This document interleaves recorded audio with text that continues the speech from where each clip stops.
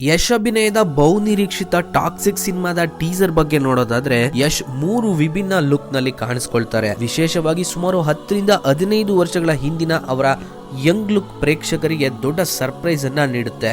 ಉಳಿದಂತೆ ಮೀಡಿಯಂ ಗಡ್ಡ ಮತ್ತು KGF ಶೈಲಿಯ ಉದ್ದನೆಯ ಗಡ್ಡದ ಲುಕ್ಸ್ ಗಳು ಇದೆ. ಟೀಸರ್ ನಲ್ಲಿ ರಿಲೀಸ್ ಆಗುವ ಮುನ್ನವೇ UAE ಡಿಸ್ಟ್ರಿಬ್ಯೂಟರ್ಗಳು ಸಿನಿಮಾದ ಕಥೆಯ ಸಾರಾಂಶವನ್ನ ಅಚಾತುರ್ಯದಿಂದನೋ ಅಥವಾ ಉದ್ದೇಶಪೂರ್ವಕವಾಗೋ ರಿವೀಲ್ ಮಾಡಿದ್ದಾರೆ. ಇದು 1940 ರಿಂದ 1970 ನಡುವೆ ನಡೆಯುವಂತಹ ಮಾಫಿಯಾ ಮತ್ತು ಅಧಿಕಾರಕ್ಕಾಗಿ ನಡೆಯುವ ಸಂಘರ್ಷದ ಕಥೆಯಾಗಿರುತ್ತೆ.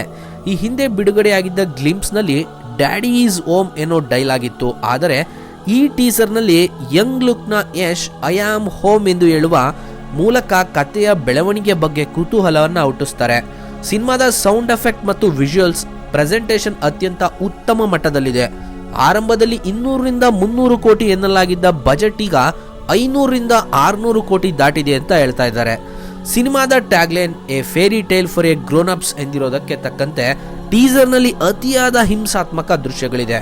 ಒಟ್ಟಾರೆ ಈ ಹಿಂದಿನ ಗ್ಲಿಂಪ್ಸ್ಗಿಂತ ಈ ಟೀಸರ್ ಉತ್ತಮವಾಗಿದ್ದು ಒಂದು ಪಕ್ಕಾ ಮಾಸ್ ಸಿನಿಮಾದ ಅನುಭವ ನೀಡುತ್ತೆ ಅಂತ ಹೇಳಲಾಗ್ತಿದೆ.